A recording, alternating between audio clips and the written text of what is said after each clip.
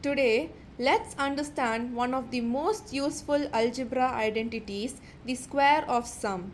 Instead of simply memorizing the formula, let's discover why it works using a simple area model. Let's first understand what we are looking at here. The square of a sum means taking the sum of two quantities a and b and then squaring the entire sum. So we write it as a plus b the whole square. But where does the formula for this expression actually come from? Let's understand it step by step. Now, what do we already know? We already know how to find the square of a number. For example, let's take 5 square. We know that 5 square equals 25. Let's see why this is 25 visually. If we draw a square with a side length of 5, its length and breadth are both 5. So its area is 5 into 5, which means 5 square, giving us 25. Now we can also think of 5 as the sum of two numbers 3 and 2. So instead of writing 5 square, we can write it as 3 plus 2 the whole square. Since 3 plus 2 is still 5, this also gives us 25. Notice that our example 3 plus 2 the whole square has the same structure as the general expression a plus b the whole square. Here 3 takes the place of a and 2 takes the place of b. So how can we understand and expand a plus b the whole square without simply memorizing a formula? Let's see how this expression can be represented and how the formula actually evolves. We will understand it visually step by step. Let's start with one large square. Since all the sides of a square are equal, its length and breadth are both a plus b. So the area of this entire square represents a plus b the whole square. Now let's split both the bottom and left side into two parts a and b. By dividing these two sides, a large square is now divided into four parts, two squares and two rectangles.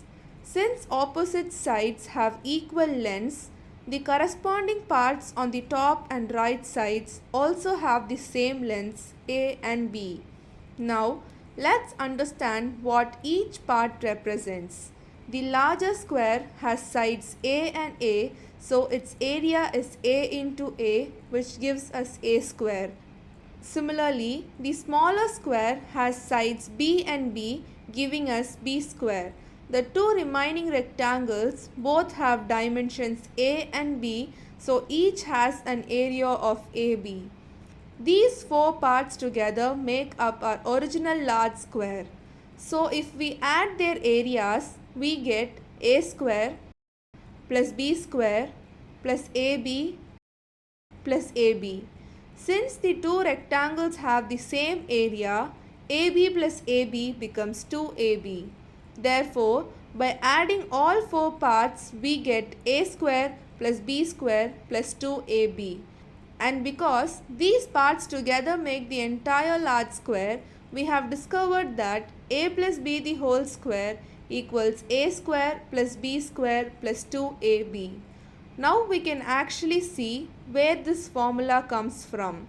Now let's go back to our original example and check whether the formula we discovered gives us the same answer. We had 3 plus 2 the whole square. Comparing this with a plus b the whole square, we can see that a equals 3 and b equals 2. Let's substitute these values into our formula. So, a square plus b square plus 2ab becomes 3 square plus 2 into 3 into 2 plus 2 square. After simplifying, we get 9 plus 12 plus 4, which gives us 25. Earlier, we found that 5 square equals 25. And now, using the formula we discovered from our diagram, we have also obtained 25. So both methods gives us the same answer. So what did we learn here? We didn't just memorize the formula for the square of a sum. We understood where it comes from. The entire a plus b the whole square can be broken down into two squares and two rectangles, and adding their areas naturally gives us a square plus b square plus 2ab. So whenever we use this formula, think back to the visual. The larger square gives a square, the smaller square gives b square, and the two rectangles together gives 2ab, forming the expression a plus b the whole square.